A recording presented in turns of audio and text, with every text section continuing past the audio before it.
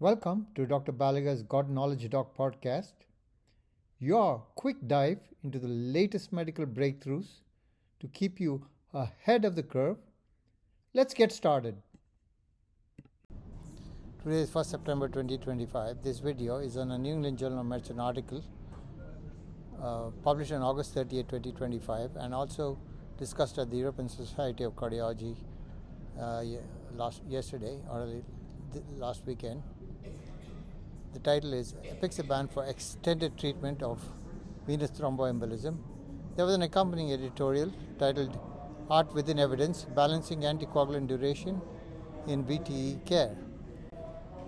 Venous thromboembolism provoked by transient factors like surgery, trauma, and immobility typically wants 3 months of anticoagulation. However, in patients with enduring risk factors like chronic lung disease, obesity, autoimmune disorders, recurrence risk may remain elevated. So this was a single-center double-blind randomized trial, HiPro, 600 adults with provoked venous thromboembolism and greater than 1 enduring risk factor were randomized to Apixaban 2.5 milligrams twice a day versus placebo. Follow-up was 12 months. Adherence was high, median 350 days versus 339 days.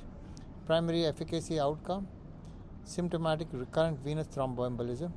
Primary safety outcome, major bleeding per ISTH criteria.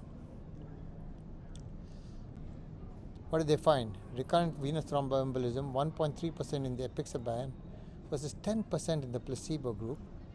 Hazard ratio 0.13, p-value 0.001. Major bleeding 0.3% in the Apixaban group, none in the placebo group. Non-major bleeding 4.8% in the Apixaban group versus 1.7 in the placebo group.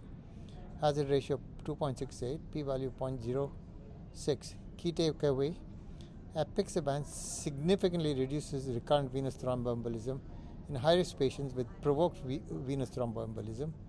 Major bleeding risk is low. The non-major bleeding is more frequent.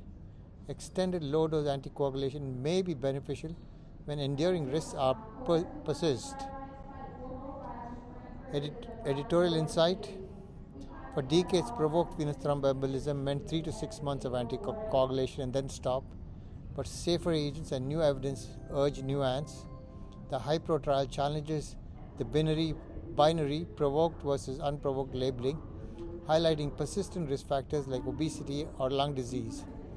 Placebo's arm's 10% recurrence rate resemble unprovoked venous thromboembolism, exposing variability in defining provoked. Clinical judgment, patient values, and evolving models must guide decisions. Verdict: the term provoked should spark, not silence, a shared, individualized decision conversation. If you enjoyed this episode, share it with your colleagues. When we change how we see disease, we change how we shape lives. Until next time, stay curious, stay compassionate, and keep seeking wisdom. Podcast brought to you by Master MedFacts at mastermedfacts.com.